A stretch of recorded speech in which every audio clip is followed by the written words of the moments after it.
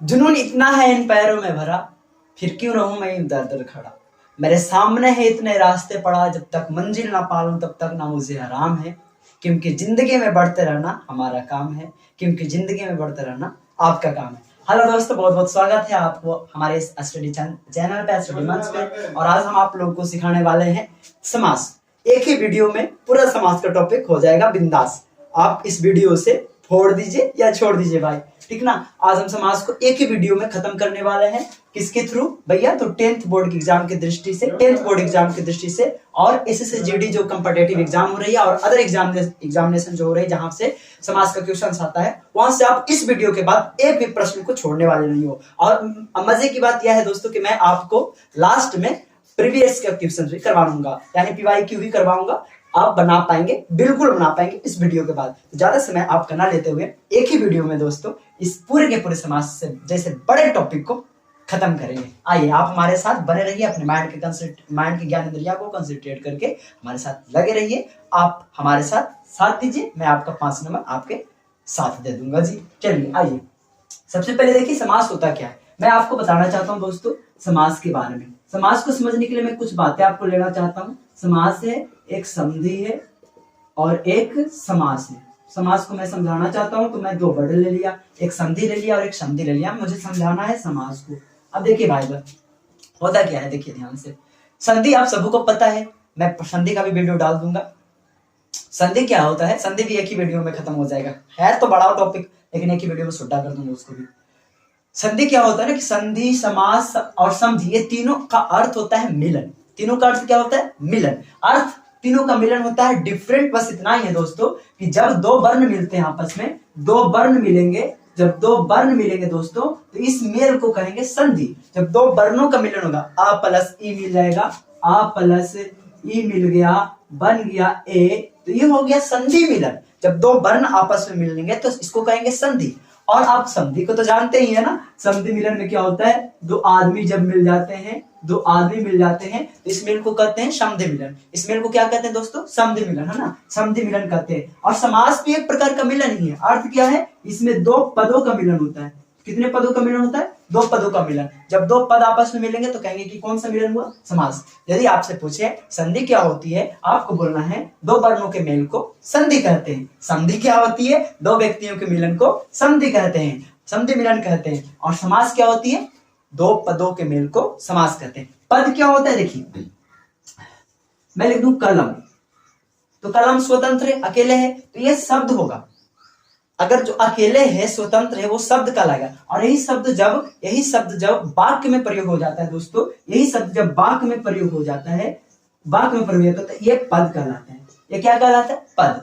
यानी दोस्तों समास आपसे पूछे कि कितने पदों का मेल है, समास 2 पदों का मेल है। जब 2 पद आपस में मिलेंगे, राष्ट्र गीत, एक पद है राष्ट्र, दूसरा पद है गीत, दोनों एक राष्ट्र और एक गीत मिला तो बन गया राष्ट्र गीत। 2 पदों को मिलने से जो पद बनता है ना, उसे हम लोग समास कहते हैं। समास पूछागा आपसे क्या होगा, तो 2 पदों के मिलन को, 2 पदों के मेल को समास कहते हैं। ये बातें आप लोग भी पढ़े होंगे। जब विभक्तियां आपस में छोड़ करके एक दूसरे को, जब 2 पदों का मिलन होता है तो वो समास कहते हैं। तो ये भी बात आपको शॉर्ट में याद रखना है कि 2 पदों के मिलन को कहते हैं समास, ठीक ना दोस्तों। आप समास समझ गए होंगे कि समास में कितने पद होते हैं? 2 पद होते हैं भैया। इसलिए हम लोग समास को डेफिनेशन देते हैं कि 2 पदों के मिलन को कहेंगे समास। 2 अक्षर मिलेंगे तो संधि, 2 आदमी मिलेगा तो समधि, और 2 पद मिलेगा तो समास भैया। चलिए आगे सुनिए जी भैया, जल्दी से, एक वीडियो में ही खत्म करेंगे जी। चलिए देखिए आपको समास में क्या होता है, बहुत कम टाइम में ही। समास में 2 पद होते हैं। समास में कितने पद होते हैं? 2 पद होते हैं। पहला वाला को हम लोग कहते हैं प्रथम पद और बाद वाला को कहते हैं अंतिम पद। पहला वाला को कहते हैं प्रथम पद, बाद वालों को कहते हैं अंतिम पद। जैसे फॉर एग्जांपल के लिए राष्ट्र गीत मैंने लिया, तो राष्ट्र हो गया हमारा प्रथम पद, राष्ट्र हमारा प्रथम पद, और गीत हो गया अंतिम पद। गीत कौन सा पद हो गया? अंतिम पद। और मैं एग्जांपल ले लेता हूं, गृह प्रवेश, गृह प्रवेश, तो गृह हमारा प्रथम पद और प्रवेश हो गया अंतिम पद। अंतिम आई हो गया प्रथम। सिंपल सी बात है। समास में 2 पद होते हैं, पहला वाला को प्रथम पद, बाद वाला को अंतिम पद। समास में 2 पद होते हैं, पहला वाला को प्रथम पद कहते हैं और बाद वाला को अंतिम पद। जैसे मैं आपसे बोलूं सीताराम, तो सीताराम दो पद हैं, पहला वाला पद सीता है तो सीता हो गया प्रथम पद, बाद वाला पद राम है तो राम हो गया अंतिम पद, ठीक ना। मैं बोलूं त्रिभुज, तो त्रिभुज में भी दो पद हैं, पहला पद त्रि प्रथम पद हो गया, भुज भुजा माने भुजा, भुज हो गया अंतिम पद। तो समास में दो पद होते हैं, पहला वाला को प्रथम पद कहते हैं और बाद वाला को अंतिम पद कहते हैं। दोस्तों याद रखिएगा ये दोनों बात। आगे की बात सुनिए दोस्तों, देखिए समास आप लोग समझ गए, समास समझ गए तो समास विग्रह होता है एक। जिस तरह से आप लोग संधि से पढ़ते हैं, संधि का मतलब होता है मिलन अक्षरों का, जब और संधि विच्छेद का मतलब होता है संधि को मिलन को हटा दीजिए, जब संधि को तोड़ दीजिएगा, संधि को अलग कर दीजिएगा, मिलन को अलग कर दीजिएगा, जुदा कर दीजिएगा तो संधि विच्छेद। और समास को अलग कर रहिएगा तो समास विग्रह। समास को अलग करने की प्रक्रिया क्या कहलाता है? समास विग्रह। समास को अलग करने की प्रक्रिया क्या कहलाता है? समास विग्रह। जैसे मैं लिखूं राष्ट्रपति, राष्ट्रपति, तो इसको अलग कैसे कीजिएगा? राष्ट्र का पति। कैसे अलग कीजिएगा भैया? राष्ट्र का पति, है ना, राष्ट्र का पति। मैं लिख दूं गृह प्रवेश, इसको आप कैसे अलग कीजिएगा? गृह में प्रवेश, गृह में प्रवेश। धनहीन, तो धन से हीन। अब मैं लिख दूं माता पिता, तो क्या लिखिएगा? माता और पिता, माता और पिता लिखिएगा ना जी, माता और पिता भी लिखिएगा। और देखिए मैं लिख दूं त्रिभुज, तो त्रिभुज को कैसे तोड़िएगा? तीन भुजाओं वाला, तीन भुजाओं वाला समूह, तीन भुजाओं वाला समूह, ठीक है ना। मैं लिख दूं लाल टोपी, लाल टोपी, तो आप कैसे तोड़िएगा? लाल, लाल है जो टोपी, लाल है जो टोपी, तोड़ सकते हैं ना दोस्तों। तो समास को अलग करिएगा ना तो वो समास विग्रह कहलाता है। समास को अलग करने की प्रक्रिया समास विग्रह कहलाता है। आप समझ गए होंगे दोस्तों, समास को अलग कीजिएगा, समास विग्रह। अब देखिए हिंदी में समास तो होते हैं 6 ही प्रकार के, लेकिन एक संस्कृत वाला समास होता है जिसको हम लोग कहते हैं दोस्तों नए समास। संस्कृत वाला समास नए समास, ये भी आपको हिंदी में ही पूछ लिया जाता है, इसलिए सातों को मैं आपको पढ़ाऊंगा। अब सुनिए समास के प्रकार के आप बारे में आते हैं। समास से प्रश्न यहां से उठाकर पूछेगा, कोई भी पद दे देगा, बोलेगा बताइए भैया ये कौन सा समास है, आपको बताना होगा, याद सब बता दीजिएगा। आप देखिए, बस देखते जाइए, देखते जाइए, देखते जाइए जी। पहले समास का नाम है भैया द्वंद्व समास। क्या होता है द्वंद्व समास? कभी कभी एक साल पूछा था 10th में कि जिसका दोनों पद प्रधान होता है उसे क्या कहते हैं? तो जिसका दोनों पद प्रधान हो भैया, जिसका दोनों पद प्रधान हो, दोनों पद प्रधान हो, उसे हम लोग कहते हैं द्वंद्व समास। जिसका दोनों पद प्रधान हो उसे हम लोग कहते हैं द्वंद्व समास। याद रखिएगा, जिसका दोनों पद प्रधान हो उसे कहते हैं द्वंद्व समास। मतलब किसी को आप बड़ा और किसी को छोटा नहीं कह सकते। एग्जाम्पल के लिए दोस्तों, एग्जाम्पल के लिए माता और माता पिता, माता पिता, हाथ पैर, हाथ पैर, दाल भात, या दाल भात की जगह हम सीताराम लिख देता हूं, सीताराम। मतलब कहने का दोस्तों कि आप किसी माता और पिता में किसको आप बड़ा कहेंगे या छोटा? किसी को नहीं, यानी दोनों पद प्रधान है। और सिंपल से द्वंद्व समास पहचानने का ट्रिक कि द्वंद्व समास के बीच में हाइफन लगेगा। देखिए बीच में जो है ना, आपको दिखाई दे रहा है ना, ये बीच में, इसको हाइफन पढ़ते हैं। अगर ये बीच में होगा किसी का और तो वो बीच में होगा तो वो जो है 98-99% आपका द्वंद्व समास होगा, बीच में हाइफन वाला द्वंद्व समास होगा, ठीक ना। एक और होता है, जैसे मैं लिख दूं घर घर, घर घर, तो इसको आप द्वंद्व समास मत मारिएगा। एक ही पद जब दो बार आए तो ये अव्ययभाव समास हो जाता है। यहाँ पे लोग कंफ्यूज हो जाते हैं, देखते कि हाइफन है भैया द्वंद्व समास, नहीं, हाइफन वाले और एक ही वर्ड दो बार आया है, एक ही पद दो बार आया है तो वो द्वंद्व समास हो जाता है। द्वंद्व माफ कीजिएगा, अव्ययभाव समास हो जाता है। द्वंद्व समास में क्या होता है कि बीच में हाइफन होगा लेकिन दोनों अलग अलग पद होगा। माता पिता अलग अलग है, हाथ पैर अलग अलग है, सीताराम अलग अलग है, और एक ही पद दो बार आए और बीच में हाइफन हो तो अव्ययभाव समास। मैं पढ़ाऊंगा बाद में। तो द्वंद्व समास को पहचानने का ट्रिक, बीच में हाइफन होगा, दोनों पदों के बीच में हाइफन होगा, और जब आप उसको अलग कीजिएगा ना तो और जैसा शब्द आएगा। कैसा शब्द आएगा? और जैसा। जैसे आप माता पिता को अलग कीजिए समास विग्रह, तो माता और पिता। भाई बहन को अलग कीजिए, भाई और बहन। हाथ पैर को हाथ और पैर। सीताराम को सीता और राम, होगी ना। अठमंगरा अठमंगरी, अठमंगरा अठमंगरी, ये भी हो जाएगा आपका। द्वंद्व समास हो जाएगा ना, है ना। तो नमक मिर्च, नमक और मिर्च, तो आपको अलग करने पर और आ रहा है और बीच में हाइफन है और दोनों पद प्रधान है तो द्वंद्व समास। दोनों पद प्रधान तो द्वंद्व समास, बीच में हाइफन हो तो द्वंद्व समास, और अलग करने पर, समास विग्रह करने पर और जैसा शब्द है तो द्वंद्व समास। 3 ट्रिक बता दिया भैया, एक भी लगाओगे तो बन जाएगा। चलिए आइए, पहला द्वंद्व समास, दोनों पद प्रधान हो, बीच में हाइफन हो और अलग करेंगे तो और आना चाहिए द्वंद्व समास। जैसे आपको मैंने कुछ एग्जांपल बता दी और कुछ बोल करके भी बता दी। द्विगु समास लास्ट में क्वेश्चन में करवाऊंगा। द्विगु समास, द्विगु समास में क्या होता है कि पहला पद संख्यावाचक होता है। पहला पद दोस्तों, पहला पद संख्यावाचक विशेषण होता है, संख्यावाचक होता है। पहला पद क्या होता है? संख्यावाचक। माने समास में कितने पद? 2 पद। समास में कितने पद? 2 पद। तो पहला वाला पद संख्या रहेगा, पहला वाला पद संख्या रहेगा ना, तो द्विगु समास होगा। कौन समास? द्विगु समास। जैसे देखिए ना, दिखाते हैं। जैसे मैं लिख दिया त्रिभुज, क्या लिख दिया? त्रिभुज। मैंने लिख दिया षष्ठकोण, मैंने लिख दिया षष्ठकोण, मैंने लिख दिया शताब्दी।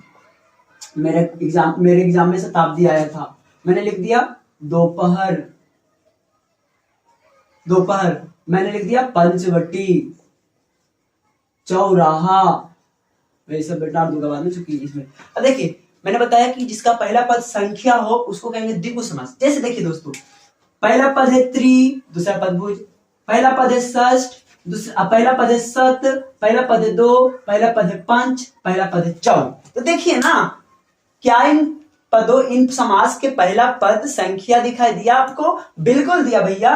त्रिभुज में पहला त्रि, त्रि माने 3 होता है। षष्ठ, षष्ठ माने 6 होता है। शताब्दी, सत, सत माने कहते हैं ना 100 होता है। शत प्रतिशत 100 होता है। दोपहर, दोपहर 2 संख्या है। पंचवटी, पंच माने 5 संख्या। चौराहा, चौराहा देखे होंगे, एनी सारू चौ माने 4। तो पहला पद संख्या हो, पहला पद संख्या हो, पहला पद संख्या हो तो कौन समास? द्विगु समास मारना है। और द्विगु समास को आप अलग कीजिएगा समास विग्रह तो कैसे कीजिएगा? समूह लगा करके। कैसे जी? समूह लगा करके।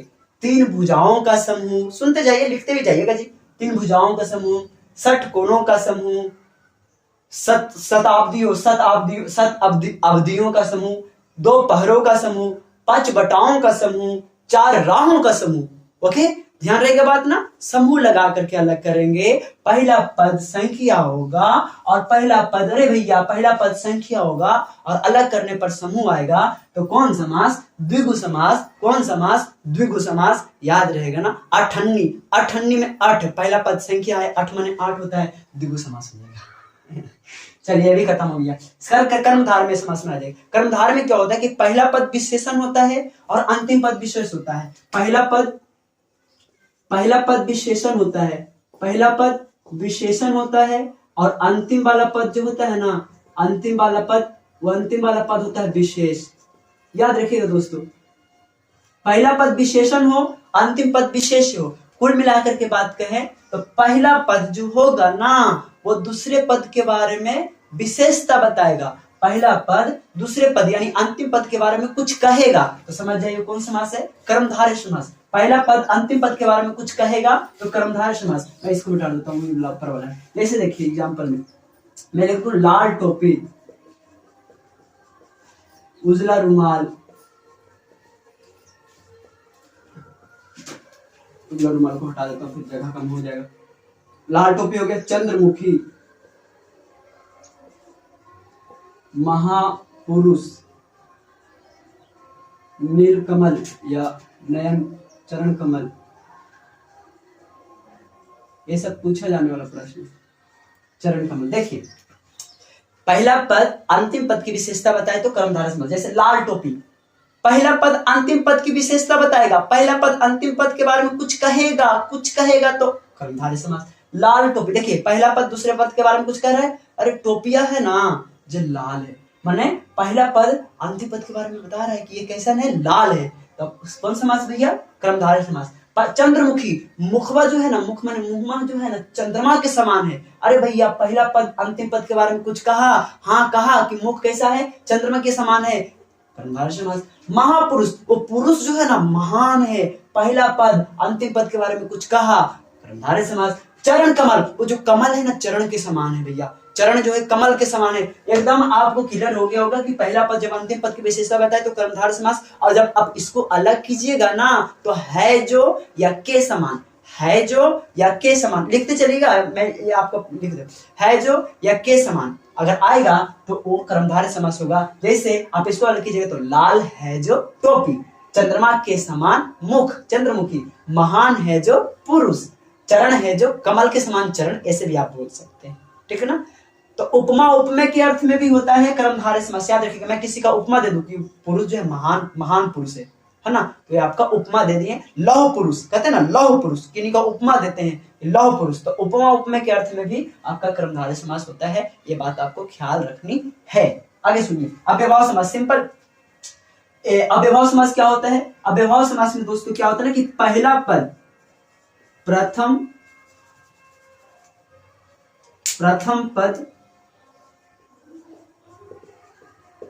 पद दोस्तों क्या होता है कि अव्ययभाव समास का प्रथम पद प्रधान होता है, अव्यय होता है, उपसर्ग होता है। अगर किसी समास का पहला पद प्रधान हो, पहला पद प्रधान हो, अव्यय हो, उपसर्ग हो, तो वो कौन समास हो जाता है? अव्ययभाव समास। अव्ययभाव समास कहने का मतलब क्या हुआ दोस्तों कि जिसका पहला पद प्रधान हो।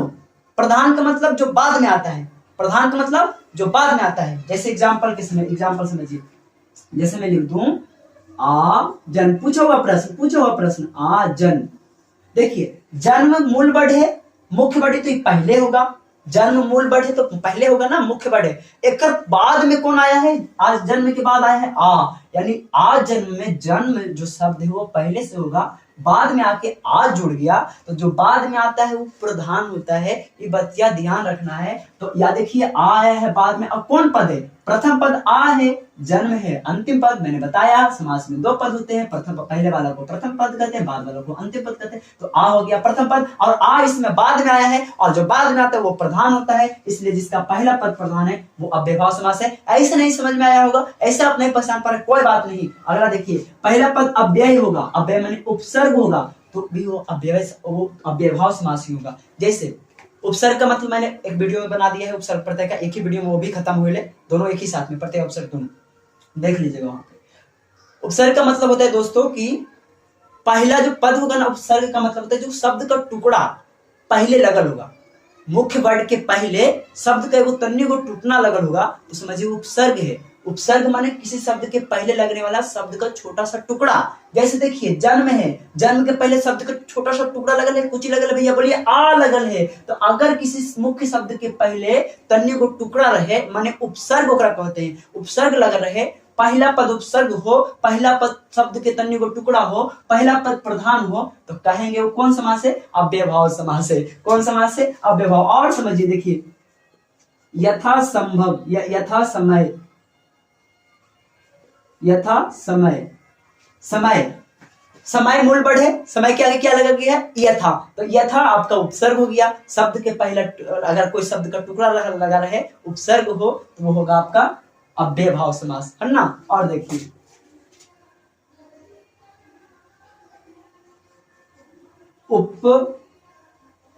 उप नदी या उप गंगा या उपनगर में लिख दूं, नगर के समीप, इसका आप विग्रह कीजिएगा तो नगर उप माने के समीप होता है, नगर माने नगर, नगर के समीप। यथा समय को आप अलग कीजिएगा तो समय के अनुसार, यथा का मतलब के अनुसार होता है, यथा समय समय के अनुसार। आ जन्म, तो आप जानते हैं जन्म के ये चीज। तो उपनगर, उपनगर नगर के समीप। तो आपको देखिए नगर मूल वर्ड है, नगर के पहले क्या लगा है? उप। अब मैंने आपको बताया कि किसी शब्द के पहला पद छोटा सा टुकड़ा हो भैया, तो वो हो जाता है उपसर्ग, उसको कहते हैं।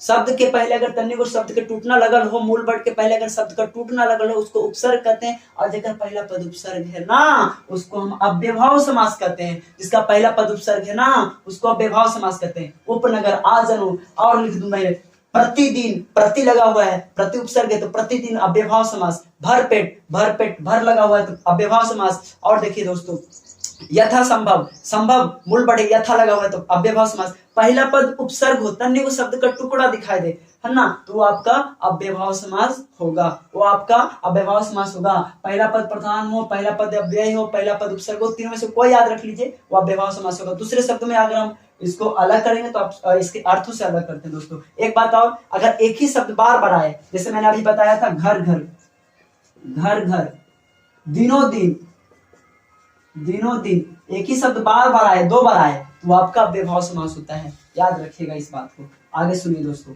तत्पुरुष समास। तत्पुरुष समास में है कि पहला पद नहीं अंतिम पद प्रधान हो,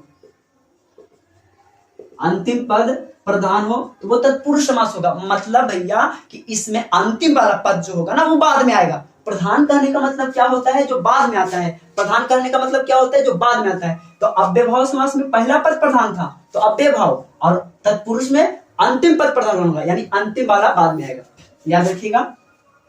अंतिम वाला बाद में आएगा तो कौन सा समास, तत्पुरुष समास। और तत्पुरुष समास को भी पसंद का बहुत अच्छा ट्रिक है, इसको आप समास विग्रह कीजिएगा तो जो कारक चिन्ह होता है ना, कर्ता ने, कर्म को, करण से, संप्रदान को या के लिए, वो आपका लोप हो जाएगा। जब समास विग्रह कीजिएगा तो कारक चिन्ह लोप हो जाएगा, तो समझ लीजिएगा भैया वो तत्पुरुष समास है। कौन समास है, तत्पुरुष समास। ऐसे भी पसंद सकते हैं। और अंतिम वाला पद अगर बाद में आएगा, अंतिम वाला पद अगर बाद में आएगा तो समझिए कौन समास है, तत्पुरुष समास। एग्जाम्पल के लिए समझिए दोस्तों, इसको मैं मिटा देता हूं, एग्जाम्पल के लिए समझिए।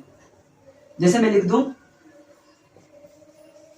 राष्ट्रगान, सभी राष्ट्र का गान होता है, सभी देश का एक गान रहता है, तो राष्ट्र रहेगा तब ना गाना होकर बनेगा।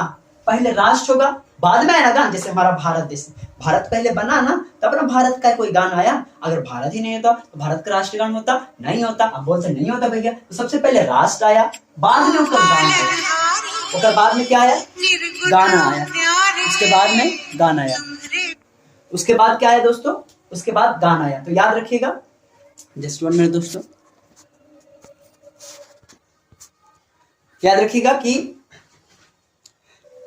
सबसे पहले आपका अंतिम राष्ट्रगान है ना, यानी सबसे पहले राष्ट्र आया, उसके बाद गान आया। तो आपको ख्याल रखना है कि जो बाद में आएगा वो प्रधान होता है, और जिसका अंतिम पद प्रधान हो, पहले राष्ट्र है, बाद में आया गान, बाद में आया गान, और बाद में आने वाला होता है प्रधान। देखिए गान अंतिम पद है भैया, ये है प्रथम पद, ये है अंतिम पद, और जिसका अंतिम पद प्रधान होता है वो तत्पुरुष समास होता है। बोले तो जिसका अंतिम पद बाद में आता है, पहला पद अगर बाद में आए तो अव्ययभाव समास, और अंतिम पद अगर बाद में आए तो तत्पुरुष समास, है ना। मतलब पहला पद प्रधान तो अव्ययभाव, अंतिम पद प्रधान तो तत्पुरुष समास। आगे सुनिए दोस्तों, राष्ट्रगान हो गया, उसके बाद राजमार्ग हो गया, राजमार्ग, धनहीन लिख देता हूँ, धनहीन पूछा हुआ प्रश्न है, धनहीन, धन से हीन। राष्ट्रगान माने राष्ट्र का गान, इसको अलग कीजिए तो देखिए, अलग कीजिए तो राष्ट्र का काया ना, काया, इसलिए आप कारक चिन्ह जब लोप हो जाता है ना तो समझिए वो तत्पुरुष। धन से हीन, धन से अलग कीजिएगा, अगर कारक चिन्ह लोप हो गया,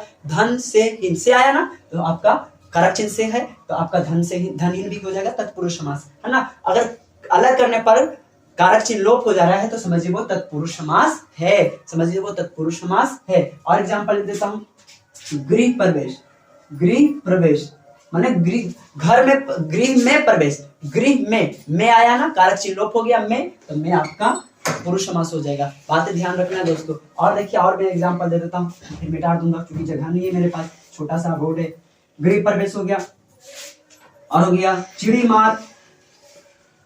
मार, चिड़िया को मारने वाला को आया ना, चिड़ी मार को अलग कीजिएगा तो कैसे, चिड़िया को मारने वाला को गायब हो गया भैया, ये हो जाएगा आपका तत्पुरुष समास। और सुनिए, चोटी कटवा, चोटी को काटने वाला को आया ना, गायब हो गया को, तो आपका ये आपका तत्पुरुष समास हो जाएगा। ध्यान रखना इस बातों को, किसी भी समासिक पद को आप अलग कर रहे हैं तो कारक चिन्ह यानी कर्ता ने, कर्म को, कोई सब है ना, ये सब गायब हो जा रहा है तो समझिए तत्पुरुष समास है। ऐसे नहीं पकड़ा रहा है तो समझिए जो बाद में आएगा पद, देखिए धन रहेगा तो ना बाद में हीन होंगे, तो हीन बाद में आया, पर गृह रहेगा तो ना में प्रवेश करेंगे, तो प्रवेश बाद में आया। चिड़िया पहले से, तो चिड़िया के मारे वाला बाद में आएगा ना, पहले से चिड़िया रहेगा तो ना मारे वाला आएगा, तो मार बाद में आया। तो जो बाद में पद आया ना, जो अगर बाद में पद आ रहा है तो वो प्रधान है, और जिसका अंतिम पद प्रधान होता है, अंतिम पद बाद में आएगा तो वो तत्पुरुष समास, याद रखिएगा।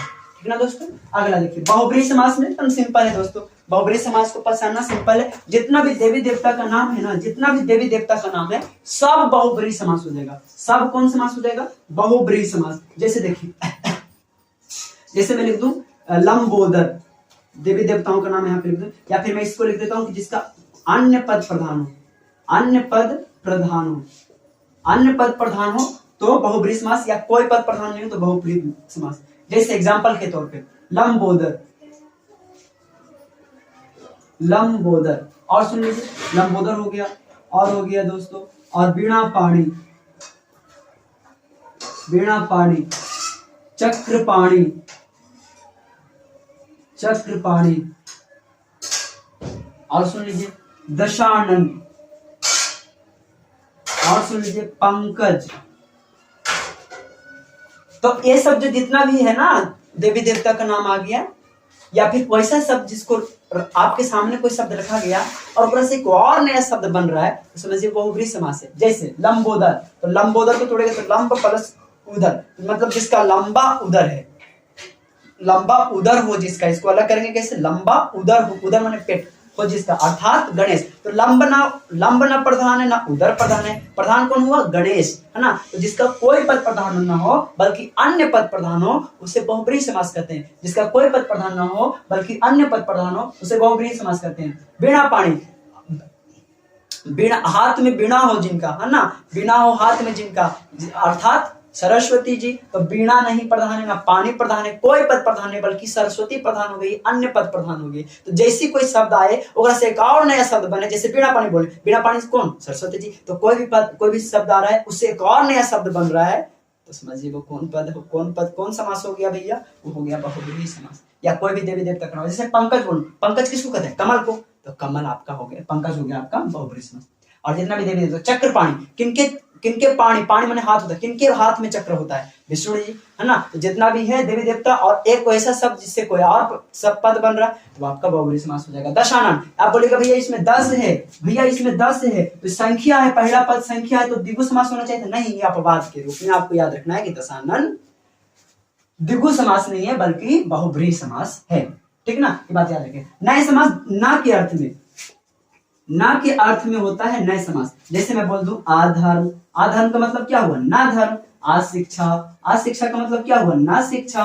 अनपढ़, ना पढ़ल। अपाप माने ना पाप। तो अगर पहला पद आ हो ना, आ का मतलब होता है ना का अर्थ देने वाले समूह को, ना के अर्थ देने वाला पद को हम लोग नए समास कहते हैं। ना के अर्थ देने वाले समूह पद को नए समास कहते हैं। दोस्तों मैंने पूरी बातें आपको बता दी और मैं चाहता हूं फिर से 1 मिनट में पूरी बातों को रिवीजन करना, आप ध्यान से समझिएगा। पहली बात तो मैंने आपको बताया समास क्या होता है, तो दो पदों का मेल होता है। समास अगर आप अलग कीजिएगा तो समास विग्रह कहलाएगा। समास में 2 पद होते हैं, पहले वाला पद को प्रथम पद कहते हैं, बाद वाला पद को कौन सा पद कहते हैं? अंतिम पद कहते हैं। समास को जब आप अलग कीजिएगा तो इस प्रक्रिया को हम लोग समास विग्रह कहेंगे। उसके बाद मैंने बताया कि समास 6 प्रकार के होते हैं, 6 प्रकार के हिंदी में, और एक संस्कृत वाला भी समास इसी में आ जाती है। इससे भी प्रश्न आपसे पूछ लिया जाता है दोस्तों। द्वंद्व समास मैंने बताया दोनों पद प्रधान होता है, तो द्वंद्व समास जिसमें माता पिता हाथ पर बीच में हाइफन होगा, और अगर आप अलग कीजिएगा तो और जैसे शब्द आएगा तो द्वंद्व समास। दोनों पद प्रधान तो द्वंद्व समास,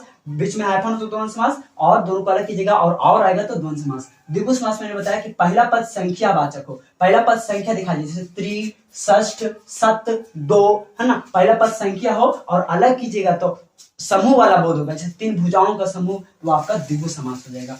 कर्मधारय मैंने बताया कि पहला पद विशेषण और अंतिम पद विशेष हो। बोले तो पहला पद अंतिम पद की विशेषता बताए, पहला पद अंतिम पद की विशेषता बताए तो कर्मधारय समास हो जाएगा। उपमा उपमेय के अर्थ होगी कर्मधारय समास। अव्ययभाव समास में मैंने बताया कि पहला पद प्रधान हो, या पहला पद अव्यय हो, या पहला पद उपसर्ग हो। बोले तो पहला पद शब्द का छोटा सा टुकड़ा हो तो वो अव्ययभाव समास। जैसे आ है, इसमें यथा है, इसमें उप है, और एक ही पद अगर 2 बार आए, जैसे घर घर, दिनों दिन, रातों रात, वो भी अव्ययभाव समास ही हो जाएगा। उसके बाद तत्पुरुष समास मैंने बताया कि अंतिम पद प्रधान हो तो वो तत्पुरुष समास होगा, यानी अंतिम पद जो होगा बाद में आएगा। साथ में मैंने बताया कि अगर आप इस समास को अलग कर रहे हैं, विग्रह कर रहे हैं, तो कारक चिन्ह लोप हो जाएगा, तो बताइए वो तत्पुरुष समास हो जाएगा। जैसे राष्ट्रगान, राष्ट्र का गण, का हो गया लोप, धनहीन, धन से हीन, से हो गया लोभ। इस तरह से आपको तत्पुरुष समास में होता है। बहुब्रीहि समास में मैंने बताया कि जिसका कोई पद प्रधान ना हो करके बल्कि अन्य पद प्रधान हो, तो बहुब्रीहि समास, इसमें जितना भी देवी देवता का नाम है सब आ जाएगा। और वैसा पद जिसके सामने, जो पद आपके सामने रखा गया और उसे एक और नया शब्द बन रहा है, वो आपका बहुब्रीहि समास हो जाएगा। जैसे लंबोदर, लंब प्लसोदर अर्थात गणेश जी, वीणापाणी अर्थात सरस्वती जी। नए समास, नए समास ना के अर्थ में, ना के अर्थ में नए समास होता है। आ का मतलब ना होता है, जैसे अधर्म, ना धर्म, अशिक्षा, न शिक्षा, अपाप, ना पाप। उम्मीद करता हूँ ये सारी बातें आप लोग सीख गए होंगे और आप इस 5 मार्क्स को बहुत बढ़िया से उठाएंगे।